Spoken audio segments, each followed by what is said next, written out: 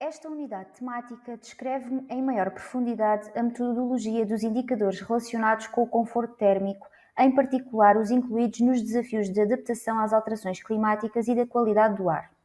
Com a sua aplicação, podem ser introduzidos protocolos destinados a melhorar a ventilação das salas de aula no inverno e a tirar partido do arrefecimento noturno no verão. Inclui também os relacionados com a melhoria da gestão das águas pluviais. O período de monitorização é determinado pela instalação e entrada em funcionamento das NBS, marcando o início e o fim da monitorização ex ante e ex post no período em estudo. Os indicadores incluídos nos desafios de adaptação e mitigação das alterações climáticas e de qualidade do ar foram selecionados pela sua relação com o conforto térmico, bem como os indicadores do desafio de gestão da água. Esta unidade desenvolverá a metodologia que foi estabelecida para calcular o impacto de cada indicador. Em primeiro lugar, será explicada a metodologia de cálculo dos indicadores do desafio de adaptação e mitigação das alterações climáticas. Para calcular o impacto das NBS implementadas nas escolas no que respeita à temperatura interior do edifício, é necessário, em primeiro lugar, encontrar locais adequados para os sensores dentro das salas de aula. Assume-se, no entanto, que o que realmente importa são os valores médios e a comparação entre os valores recolhidos antes e depois das intervenções e tendo em conta as referências adotadas. Além disso, as considerações gerais são evitar locais próximos de portas e janelas, aquecimento ou zonas concorrentes de ar. Note-se que é medida a temperatura do ar e não a temperatura radiante. Para avaliar as variações, toma-se uma referência que pode ser o exterior da escola ou uma sala de aula que não seja afetada pelas intervenções e na qual não tenham sido introduzidas alterações significativas.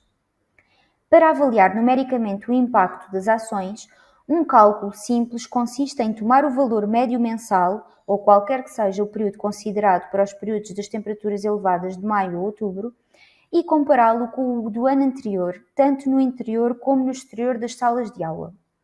Ao avaliar a variação percentual, é possível ver o impacto das ações. Pode ser interessante, e é o que fazemos no projeto, selecionar para o cálculo os dados correspondentes ao período escolar diário na escola. Em Solana, por exemplo, é das 9 às 14 horas. Por outro lado, ao analisar os perfis de temperatura interior e exterior no verão, é possível estabelecer os períodos de abertura das aberturas para tirar partido do arrefecimento noturno. A temperatura da envolvente dos edifícios será medida utilizando imagens térmicas das envolventes dos edifícios antes e depois das intervenções. O impacto não é medido quantitativamente, mas qualitativamente, uma vez que serve para mostrar visualmente o impacto das intervenções na temperatura da superfície dos edifícios e pode ser utilizado para fins de comunicação. As fotografias devem ser tiradas pelo menos uma vez antes e depois das intervenções, em condições ambientais semelhantes, de preferência em dias com temperaturas elevadas. Para uma medição correta, é necessário definir a emissividade dos materiais e a temperatura de reflexão na câmara termográfica. A emissividade depende do material a fotografar. Existem valores de emissividade normalizados para a maioria dos materiais e a própria câmara termográfica tem a sua própria base de dados. Também é necessário definir a temperatura de reflexão, que é normalmente igual à temperatura ambiente. Pode ser medida com termohigrômetro. Por fim, devem ser evitadas fontes de radiação próximas que gerem reflexos e alterem as características térmicas reais. Para avaliar o impacto, as imagens térmicas tiradas antes e depois da intervenção devem ser comparadas, detectando possíveis alterações nas variações de temperatura. Diferença entre a temperatura máxima e a temperatura mínima detectada pela câmara e a diminuição das temperaturas máximas. Também deve ser possível comparar as temperaturas da superfície afetada pelas soluções baseadas na natureza com outras partes da fachada que não tenham sido alteradas. Para além das imagens térmicas, em alguns pontos são registadas as temperaturas da superfície interior e a temperatura exterior próxima das fachadas e coberturas adaptadas com NBS para determinar o comportamento térmico da envolvente adaptada. Além disso, a temperatura do ar no interior de algumas salas de aula é monitorizada para registar a influência destas estratégias no ambiente térmico interior. Através da comparação dos resultados, identifica-se qual das variações da técnica é a mais adequada, considerando que as principais diferenças entre elas residem na densidade e altura da vegetação ou na sua configuração. Para avaliar o impacto das intervenções no exterior do edifício, são utilizadas expressões idênticas às utilizadas para avaliar o impacto no interior das salas de aula. A modelação dos estudos de caso permite prever a eficácia das técnicas a incorporar, principalmente em termos de conforto e de consumo de energia. Para a modelação é efetuada uma análise preliminar para descobrir, em termos gerais, como as condições climáticas afetam o conforto no interior do edifício e que estratégias são propostas para melhorar o seu estado. O modelo é então elaborado com base em informações sobre o edifício e o seu ambiente e é efetuada uma calibração para aumentar a fiabilidade da previsão. As técnicas propostas são modeladas e incorporadas no modelo inicial para formar o modelo de um edifício já remodelado e, finalmente, é efetuada a simulação, cujos resultados permitem estimar a eficiência das soluções utilizadas em termos de conforto e de procura de energia. A fim de estimar as poupanças de aquecimento, estas serão calculadas com base no consumo de energia dos edifícios antes e depois das intervenções. Este indicador é calculado com base nos dados efetivos do consumo anual energético de cada edifício. O valor médio dos últimos 10 anos de atividade escolar será utilizado para selecionar o valor de referência se existirem dados suficientes. Para além das próprias condições de envolvente do edifício, outros parâmetros, como as temperaturas exteriores ou a gestão do sistema de aquecimento, podem afetar o consumo. Para estimar o impacto, será igualmente estudado o perfil de temperatura durante os meses de inverno. De seguida, no âmbito do desafio Gestão da Água, será explicada a metodologia de cálculo do indicador poupança na gestão da água da chuva. O segundo dos indicadores refere-se à forma como a presença das NBS influencia a captação e a infiltração das águas pluviais. Utilizamos o método do número de curva, que é um método muito utilizado para calcular o escoamento superficial produzido durante os eventos de precipitação. Este método é muito interessante porque tem em conta os seguintes fatores: quantidade de água que caiu e como se distribuiu a precipitação, a capacidade de absorção das superfícies e o comportamento da cobertura do solo. O próximo fator a considerar é o tipo de superfície. Para isso, vamos analisar as superfícies horizontais, a sua textura e a forma como a água da chuva se infiltra através delas. O coberto vegetal é também uma parte ativa do processo de infiltração da água da chuva. Neste caso, temos em conta dois fatores. O fator de vegetação que temos, uma floresta não infiltra da mesma forma que um prado, e a atividade das plantas ao longo do ano. Embora seja necessário realizar experiências para determinar a capacidade real de infiltração das coberturas vegetais instaladas, podemos assumir que partimos de um solo nu na situação anterior e, após as ações, passamos para um tipo de vegetação intensiva. Na situação real da escola, estes solos assemelham-se a estradas firmes e a prados permanentes, respectivamente, de acordo com a tabela geral para a determinação do número da curva. Para determinar se estamos ou não no período vegetativo, também o podemos estimar com dados meteorológicos.